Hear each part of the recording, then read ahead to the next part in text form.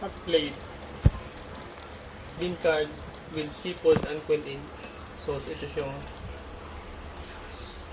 Samahan niyo ako, lutuin natin to.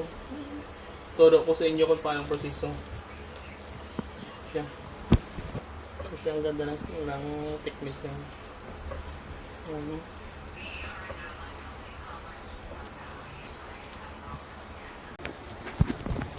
Ito lang pangsahog natin sa lulutuin natin na hot plate bean curd with seafood and quail egg. Ito siya, tofu, seafood, quail egg. So una gagawin natin, deep fry natin muna itong tofu. Tapos ano natin to, ipakuluan natin to ng ang seafood natin kahit mga 20 seconds lang to siya. Ito ng seafood natin, napakuluan na natin. Tapos ilagay din natin to kahit 20 seconds lang. Ito siya.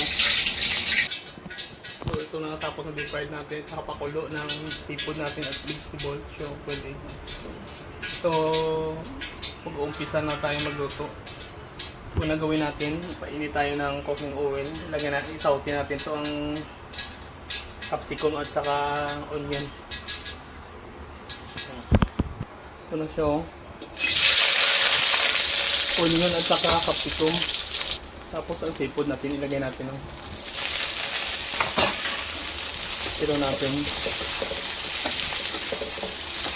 Lagyan natin ng pampalasa. Ito, oyster sauce, stock,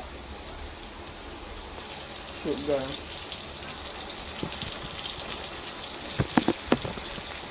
mixture natin. Tapos lagyan natin ng black pepper. Black pepper. Ito na siyang stove po natin. Lagyan natin to. Tapos i-stir natin.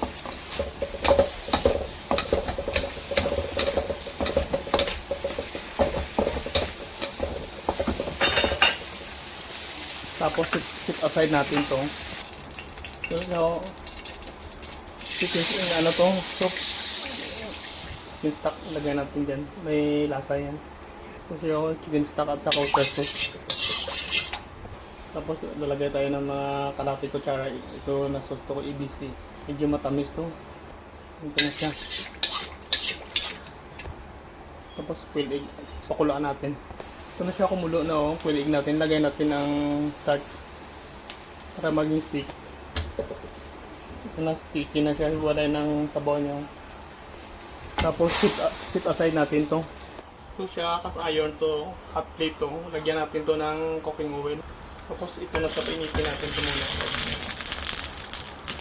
So ilagay na natin yung egg natin.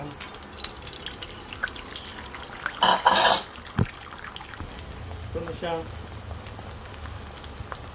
Ito na natin egg. Ilagay natin dyan ang ano natin, niluto natin na ang sahog. So ikat lang natin para lahat may egg. Tapos ilagay na natin to. Nice. Ito siya.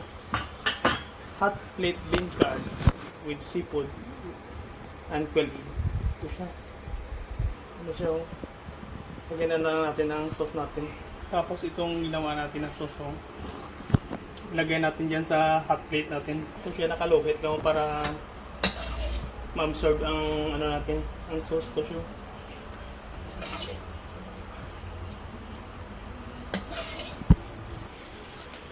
Ito na siya, luto na natin. Hot plate bean curd with seafood and quail egg. Ito siya.